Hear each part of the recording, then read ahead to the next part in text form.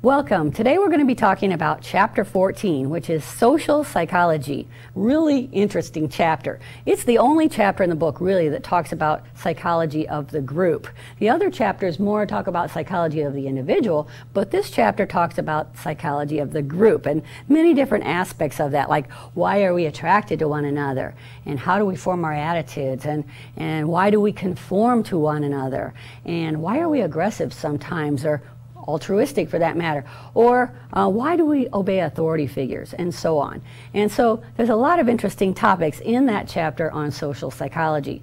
But today I'm going to be talking about conformity, why we conform to one another.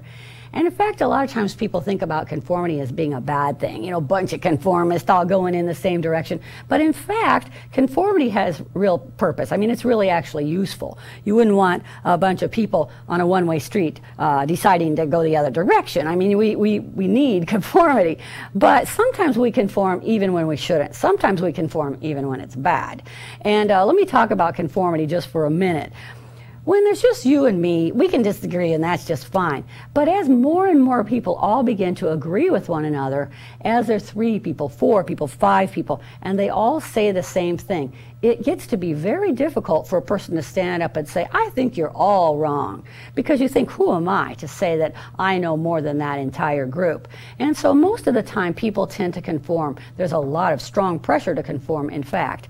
Now, we conform especially in situations where we're not so sure of ourselves, where the answer is ambiguous or unclear. And it makes sense that we do. We look at the other guy and we say, well, I'm not sure, what do you think? And I don't know, what do you think? And we collaborate. And so we tend to be more conforming in situations where we're not sure.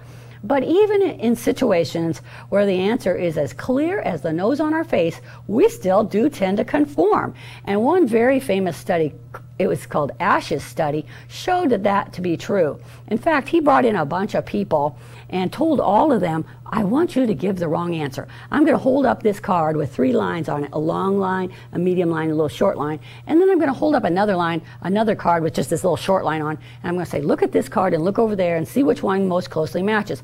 And he told them all to say answer B, even though clearly the answer is C. Then one at a time he'd bring in one person who was his true subject.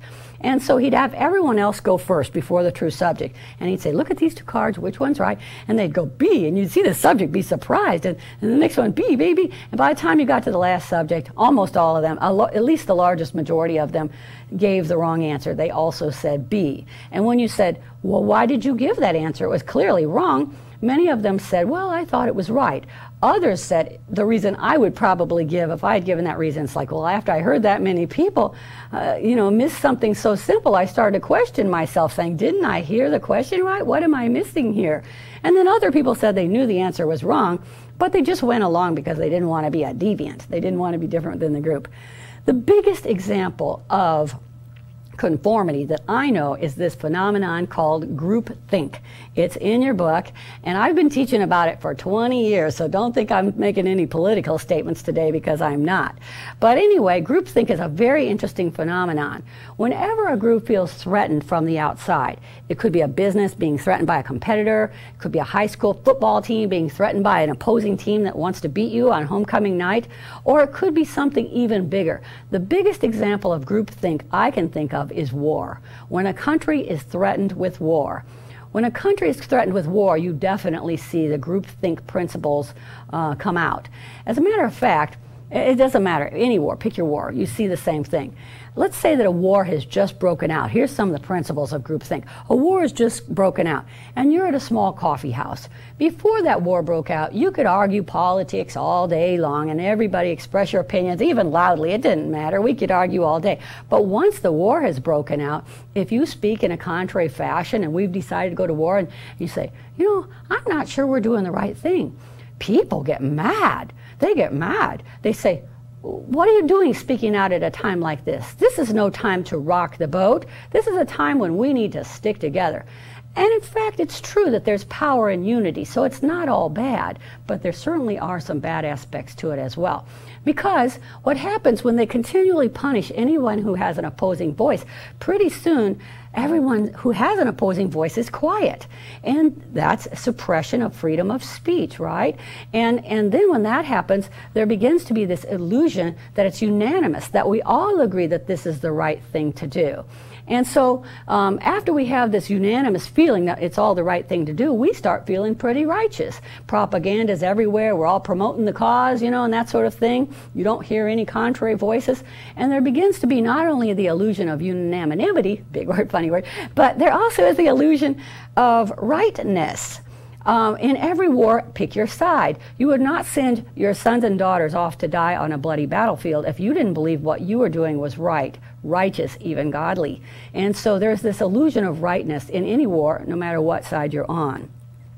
Also during wartime, loyalty goes through the roof. I mean, before a war would be out, maybe, you know, it's a ball game and they're singing Star Spangled Banner and we all stand up and put our hands on our heart and sing along, and everyone's respectful. But if a war just broke out and they sing Star Spangled Banner, I mean, people cry and there's thunderous applause afterwards. And so, you know, loyalty for the country, you see people flying flags and so on, goes way up. Nationalism goes way up.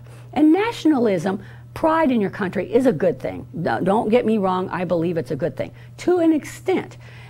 It's only good to the extent that you don't want to start thinking that because I am blessed to live in this wonderful country, that somehow makes me better than other people. You know, nationalism is just like any other kind of ism. Ageism, sexism, racism. Nationalism is the idea that you feel that you are better somehow just because, as I said, you're blessed to live here. And I think most Americans aren't that way. In fact, I think most Americans are very welcoming to people from other countries and all of that. But we have to be careful not to assume that we are better somehow just because we're lucky to be born here. Also, so loyalty goes up. Another thing that goes up during wartime is shared negative stereotypes about the other group. It's hard to do the kind of things that you have to do in war if you think of those people just like your own dad or brother or sister. And so we have shared negative stereotypes about the other group. Pick your war. You know, you look at the Second World War, I wasn't living then, but there was stereotypes and nicknames for Germans and Japanese individuals. During the Vietnam War, I was alive then. I remember the nicknames and stereotypes they had for Vietnamese people. And now, of course, there's the nicknames, unkind stereotypes they have for Arab individuals and Muslims. And believe me, I'm sure they all have their stereotypes of us as well, because it works on both sides wherever you are. So shared negative stereotypes. And then the final point is lifting up your leaders. Approval rates for presidents always go up during wartime. Whenever we're scared, we get behind the president. And let's go back to that little coffee house again. And let's say that a war has just broken out, whatever war you want. A war has just broken out, and you say, you know, I'm not sure that our president's doing the right thing. Once again, people get mad. They're saying, this is no time to be tearing down our leadership. This is when you need to get behind our leaders and hold them up in prayer. This is no time to be tearing them down. And sure, of course, get behind our leaders, pray for them, whatever you wish to do. But we cannot, again, suppress freedom of speech, because we can't just assume that's because someone's in charge that they're making a right choice. And so we always have to use our mind, and we always have to use our voice.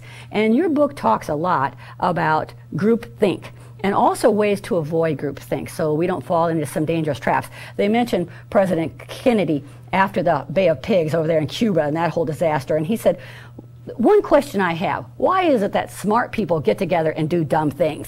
And so that's when they first started exploring the phenomenon of groupthink. Okay, that's it for social psychology.